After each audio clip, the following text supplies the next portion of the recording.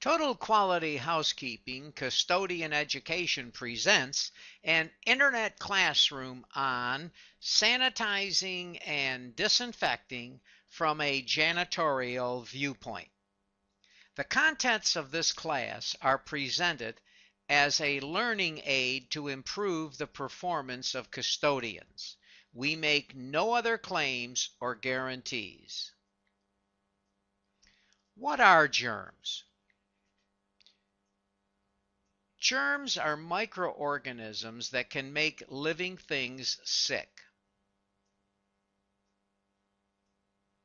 Microorganisms take things apart, as in decay, and return their nutrients back into the Earth's natural resource system. Basically, they're nature's recyclers. Microorganisms help living things break their food down into liquid nutrient. We call it digestion. Microorganisms are invisible to the naked eye. They can cause infections. They must live within a host, or we call it soil at times. They do not have stomachs in which food may be stored. That's why they have to live in the soil, and they can't go for a walk on the clean side.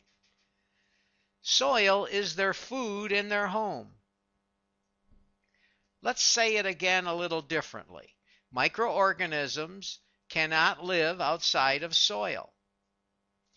Nature places them in soil to feed and recycle the soil. Therefore, washing away soil removes germs. Trying to kill germs with a disinfectant or sanitizing solution without first removing the soil will dangerously imbalance nature's germ ratios within the soil. That's a recipe for building super germs. Trying to remove soil by using a disinfectant or sanitizer solution may create a dangerous germ imbalance. And here's what we mean by that, and we're doing it graphically. The bluish-green lines are the okay non-hostile germs, and the red line is the dangerous and resistant germ. This is an illustration of how washing with a disinfectant or sanitizer solution can backfire on you. Imagine the soil, and in the soil are these germs. But we only have one real bad one, and the rest are okay. As soon as you apply the disinfectant solution, because you're trying to remove the soil and kill the germ, you don't remove all of the soil. But what happens is the red germs are the resistant germs, and they become the ones that are going to survive more often. So after wash one, you all of a sudden have more red germs. Now you do wash two. Same soil, just you're washing it again. It could be the next day. Now it comes back, you see you have more of the dangerous germs, and so on. Now grant you, this is an illustration, but this is what can happen when you try to wash away soil with disinfectant or sanitizing solution, thinking that you're killing all of the germs. So eventually, you've got more of the dangerous germs than you have of the ones that won't bother you. So trying to remove soil and kill germs in one step can elevate the dangerous germ population in any unremoved soil, or what we like to call left behind soil. That's when you look at something like a baseboard and you start seeing a buildup, or in grout in a bathroom and it starts to look like you're polishing the grout with black shoe polish. That's unremoved soil. Sanitizing compared to disinfecting. Let's define what sanitary means. It's virtually a soil-free surface. It's a clean, healthy, and hygienic surface. Now, to sanitize, you must do it after you wash and rinse, and then you apply the sanitizing solution as an insurance step against the germs that may be left behind in microscopic amounts. Left behind soil that is too small to see. So you use a sanitizer to go after them if they're there. You don't even know if they're there because the fork or the glass or whatever looks clean. When a sanitizer solution dries, though, there is nothing left to continue killing microorganisms or germs in the newly arriving soil. So the protection ends when the solution dries. Now let's think of silverware and glasses. When you wash them, get them clean, and then you sanitize them, and as soon as that sanitizing solution dries, the protection is over.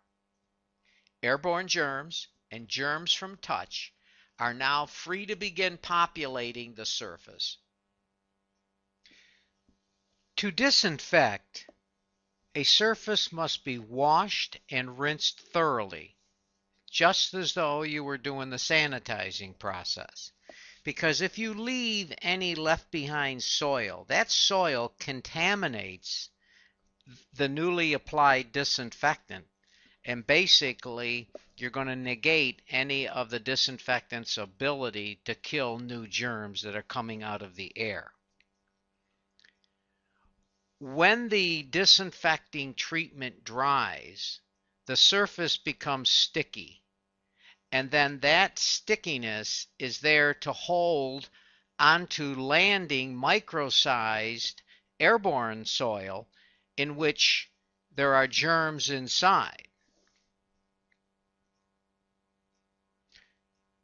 So the bottom line is a surface that's going to have a disinfectant applied to it must be soil-free or washed and rinsed before the application of the disinfectant. Disinfectant detergents were designed for airborne germs. This is an operating room. This is what you would find in an operating room or an emergency room or anywhere where after a procedure is performed, they clean it up and then retreat it. And the application of the disinfectant solution must be done immediately after a thorough washing and rinsing. And we've shown this graphically with the green. When that disinfectant dries, it laminates to the surface in the form of a disinfectant sticky film. Airborne germs are there constantly. Whatever land on those surfaces stick there, they're trapped, and then the disinfectant chemical starts going after the germ to kill them. The white dots represent germs that have been killed. So you get no live germ transfer from the surface to a glove or to an instrument. Disinfectants and sanitizers only work the first time. They only work if the surface is washed and rinsed well before the sanitizer or disinfectant is applied. But once the surface is contaminated with soil, the germ killing power ceases. Killing power is available the first time, only once. And once it gets contaminated, the process must be repeated after each contamination. Do not use disinfectant detergent solutions for washing down these areas. Now with gym mats, very, very important that you remove the body oils from them. Sticking in the body oils are soils that contain germs. Get everything off of there, and now you have a sanitary surface. Floor mopping, the same thing. Drinking fountains, auto scrubbers, flat wet mopping. You want to use detergents that remove soil on those surfaces, not leaving something behind, because if you don't get all of that soil off of there, you now have a sticky substance in that soil, and eventually, like with floor mopping, you'll end up walking around with your shoes sticking to the floor. Sanitizers evaporate and completely leave the surface. Disinfectants leave a sticky film after the evaporation. Let's take a look at a bottle label of a disinfectant. One of the first things it says, it is a violation of federal law to use this product in a manner inconsistent with its labeling. Basically, the EPA, the Environmental Protection Agency of the United States government, is saying that it is unlawful to misuse that product. You're violating the law. It will say on porous surfaces or where visible soil exists, pre-cleaning is required. I challenge that and say, what about invisible soil? They have germs in them. They're just as dangerous as visible soil. If you don't know what you can't see, you got to play by the rule of best practice, and that is wash the surface down with a good detergent, rinse it well, and then apply your disinfectant, and do it on a surface that once it gets contaminated, you're going to do it again. You're going to go through that process again. That isn't going to happen on a toilet. That isn't going to happen on a drinking fountain. That isn't going to happen on a patient room floor. Your focus has to be to remove all of the soil, or as much of the soil as you can possibly remove, and leave the surface free of anything, a film-free surface, so you don't accelerate the collection of future soil. On the bottle label, thoroughly clean all surfaces prior to applying. Why? Because disinfectant manufacturers have no idea as to how much soil one surface will have versus another. Therefore, the beginning point must be a clean and film-free surface. Should a disinfectant or sanitizer be mixed with a general detergent for improved cleaning and germ killing? Absolutely not. And the main reason is that the general detergent will look at the disinfectant solution as soil and hold it and not release it, which now slows you down in the picking up of the real soil. A false assumption. Soaking dirty floors with a sanitizer or disinfectant solution will completely kill germs and remove offensive odors. That's a dream. That doesn't happen. Soil will cancel the germ-killing power of a sanitizer or disinfectant, and you get nothing but dirty, sticky film at the end of your effort. It's dangerous to assume that a spritz and wiping of a disinfectant or sanitizing solution will make germ-free magic. No way. It's not going to happen. That's why the label is written the way the EPA requires. Now, this is a little different perspective, but it should get you an idea of why you don't have to have a sterile building. In our bodies, we have to get rid of soil. So we have organs that do things, like the liver filters harmful substances from the blood. The kidneys sort out and sift out waste products and water. Organs are used in our bodies to remove unwanted toxins, which is soil. Soil in a building is a form of a toxin. Soil in your body we call toxin. The organs are used to remove it from our bodies. The organs don't remove 100%, but they bring the soil count down, and our immune system senses everything going on in our body and deals with it on a regular basis and makes the drugs that are necessary to manage and fight off germ counts. What we have to do is allow the immune system to function and not get overrun. So in a building, a janitor removes the building soil down to a level that a body can handle, the same way the organs do. A janitor doesn't have to have a sterile building and be perfect, nor do the organs deliver a sterile body.